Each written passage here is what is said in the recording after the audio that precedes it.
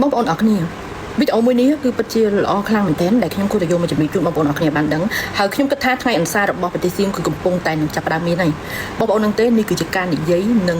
ជាការបើកបង្ហាញការពិតតាក់ទងពីបញ្ហានៅក្នុងប្រទេសសៀមហើយតានេះដែរគឺជាអ្នកវិភាគនយោបាយដ៏សំខាន់និងមានឥទ្ធិពលនិយាយទៅទឹកមាត់ប្រៃនៅក្នុងប្រទេសសៀមមួយរូបដែរតានេះគឺមានភាពស្និទ្ធស្នាលនឹងចំណិតជាមួយនឹងអាដប់គុតនៅក្នុងប្រទេសសៀមនឹងគាត់បានចេញមកនិយាយតាក់ទងពីបញ្ហាសង្គ្រាមដែលកំពុងតែកើតមានឡើងនៅក្នុងប្រទេសសៀមយើងមិនមែនមានសង្គ្រាមតែជាមួយខ្មែរយើងទេគឺសង្គ្រាមនេះគឺកំពុងតែចាប់ផ្ដើមមានជាមួយនឹងភូមាហើយជាពិសេសនោះគឺតាក់ទងពីសង្គ្រាមនៅភាគខាងត្បូងប្រទេសសៀមតោះបងប្អូនអរគ្នាសូមចូលមកស្ដាប់ព័ត៌មាននេះជាមួយខ្ញុំតែបងប្អូនកុំភ្លេចជួយ follow page របស់ខ្ញុំនិងជួយ share វីដេអូខ្ញុំផងណាแต่ประเด็นแรกเนี่ยต้องทำเข้าใจอย่างจริงจังว่าเราอยู่ในสภาวะสงคราม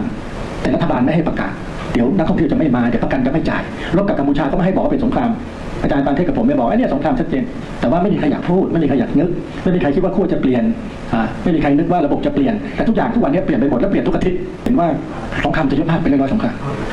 มไม่มีใครนึกว่าสงครามใหญ่สุดของไทยกัมพูชาจะเกิดขึ้นมันเกิดขึ้นนะต้องเตรียมตัวไม่มีใครนึกว่าจะเกิดขึ้นเดี๋ยวพม่าเกิดขึ้นอีกตอนนี้กำลังปะทุอยู่นะครับเดี๋ยวจะมีหัวหน้ากองกำลังมาพบผมหลายคนนะสัปดาห์นี้สัปดาห์หน้าในพม่าอีกตรงนั้นมากตอนนี้ CIA อยู่ในพม่ากองกำลังของไทยอยู่ในพม่าตอนนี้ส่วนน้อยๆนะครับเรามีกองกำลัง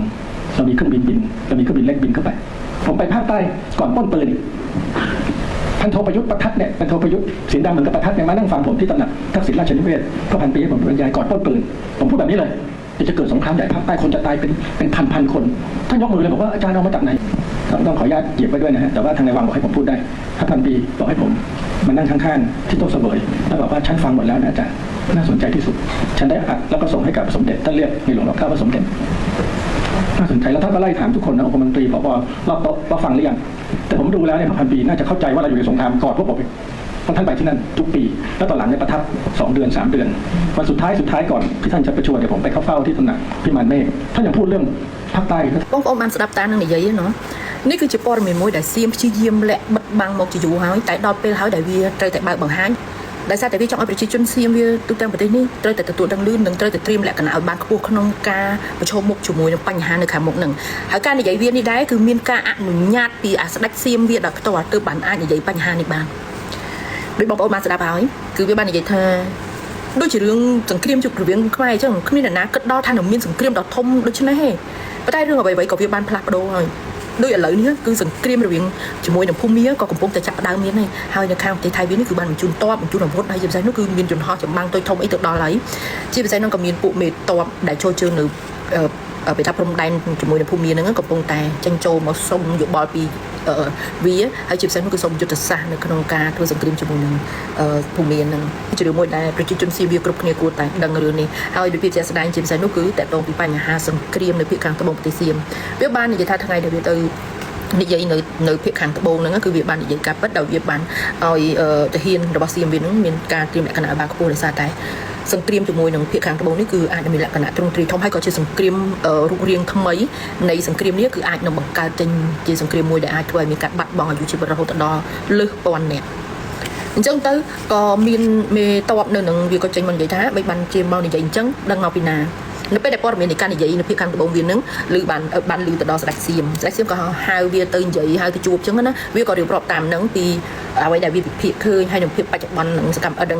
បញ្ហាកើតឡើងរាល់ថ្ងៃហ្នឹងអញ្ចឹងអាស្ដេចសៀមហ្នឹងក៏វាយល់ស្របជាមួយនឹងការនិយាយរបស់វានឹងដោយសារតែវាក៏បានអាសាទៅខាងពីខាងត្បូងនឹងដែរហើយអាស្ដេចហ្នឹងក៏មានការព្រួយបារម្ភជាមួយនឹងប្រជាជននៅខាងហ្នឹងគាត់ថាការពិតគឺបានកើតឡើងនៅក្នុងប្រទេសសៀមវាមានដោយសារតែជាសង្គ្រាមជុំវិញខ្លួនហើយរឿងនេះមិនមែនវាចេះតែនិយាយទេតើតែមានការអនុញ្ញាតចេញពីអាស្ដេចសៀមហ្នឹងប៉ុន្តែរាជរដ្ឋាភិបាលសៀមព្យាយាមលាក់ព័ត៌មាននេះដោយតែងតែនិយាយថាកុំបង្ហើបឲ្យគេដឹងឬក៏កុំនិយាយការពិតតាក់ទងពីប្រទេសសៀមឲ្យប្រកាសដឹងថាមានសង្គ្រាមពេញលក្ខណៈជាមួយនឹងខ្មែរឬក៏កំពុងតែមានសង្គ្រាមជុំវិញខ្លួននេះវាអាចធ្វើឲ្យមានផលប៉ះពាល់ទៅដល់ភ្ញៀវទេសចរដែលមានកម្រោងមកលេងប្រទេសវាហើយជាពិសេសនោះគឺតាក់ទងពីលុយអ៊ីនសរ៉ែនការពារអាយុជីវិតអីហ្នឹងណានេះគឺជារឿងមួយដែលនាងខ្ញុំគួរតែមានជម្រាបជូនបងប្អូនអរគ្នាបានដឹងការពិតនិងការពិតគឺដូចពួកយើងបានរំពឹងទុកចឹងហើយព័ត៌មានហ្នឹងក៏ខ្ញុំធ្លាប់តែធ្វើមករឿយៗដើម្បីដាស់តឿនស្មារតីរបស់ប្រជាជនសៀមវាកុំឲ្យមានការស្រែកឃ្លានសង្គ្រាមគ្រប់គ្រងឲ្យមានសង្គ្រាមមកឈ្លានពានដីខ្មែរយើងបើមិនចឹងទេប្រទេសវាគឺអត់គេចផុតទេណាដូចខ្ញុំបាននិយាយកាលពីវីដេអូមុនគេចាំតែឱកាសទេបងប្អូនអរគ្នាហ៊ានវាបើកសង្គ្រាមជាមួយយើងធំទៀតគេលុកលុយហើយដោយសារតែនៅក្នុងសម័យកាលនេះបងប្អូនក៏ច្បាស់ដឹងហើយគឺសង្គ្រាមចាប់ផ្ដើមមកសង្គ្រាមលោកលើកទី3ហ្នឹងអញ្ចឹងប្រទេសណាតូចប្រទេសណាទ្រង់ខ្សោយឬក៏ប្រទេសណាដែលមានសត្រូវជុំវិញខ្លួនគឺគេពាត់តែបងប្អូនណាគេចាប់ហែកហើយអញ្ចឹងប្រទេសខ្មែរយើងដូចគ្នាយើងគួរតែមានលក្ខណៈត្រៀមឲ្យបានខ្ពស់ក្នុងការតបវាថាទទួលជាមួយនឹង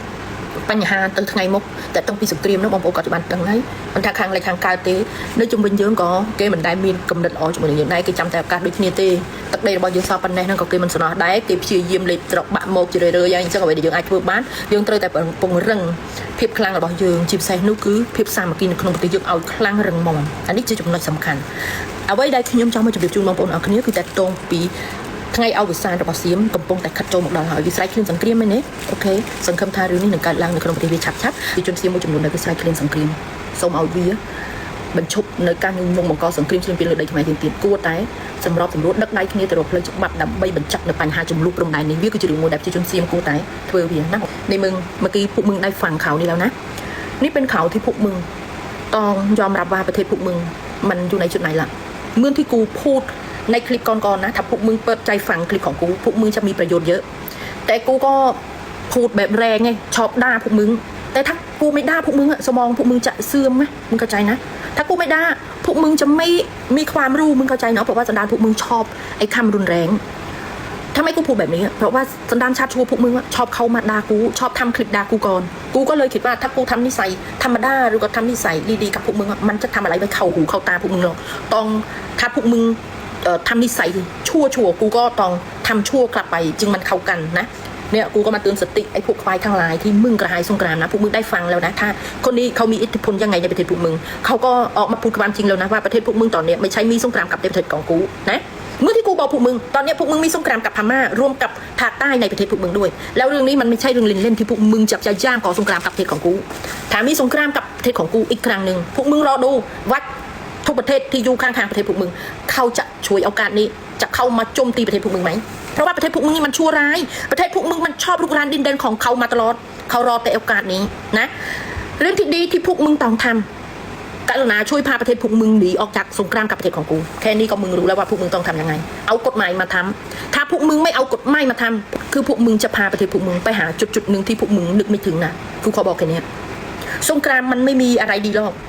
เราอยากคิดว่าเวลากูด่าพวกมึงแล้วพวกมึงอะจะก่อสงครามกับประเทศของกูมันก็ยิ่งดีมึงต้องรู้นะว่าทุกวันเนี่ยรอบข้างประเทศพวกมึงไม่ว่าประเทศกูประเทศลาวประเทศพม่าประเทศมาเลเซียเขาจะรอเอาการดีมันไม่อาจ4-1อะมึงจะชนะเขาได้วะกูขอบอกแค่นี้ถ้าคนฉลาดอะเขาก็ฟังรู้เรื่องแล้วที่ไอคนเนี่ยมันพูดอะนะอะไรที่พวกมึงต้องทำตอนนี้คือมึงต้องพาประเทศพวกมึงหนีออกจากสงครามให้ได้ถ้ามึงกระหายสงครามไฟสงครามจะเผาประเทศพวกมึงเองระวังไม่มีจุดยืนในโลกนี้นะคะ4-1นะอาจจะเกิดขึ้นได้ไม่เชื่ออย่าลบหลู่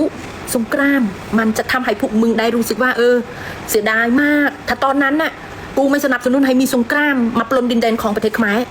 ในวันนี้ประเทศของกูก็ไม่ได้มายืนในจุดนี้ระวังมีคำแบบนี้ในสมองนะเว้ยนะอย่าคิดว่าประเทศพวกมึงใหญ่แล้วพวกมึงจะทำอะไรได้ทุกอย่างนะ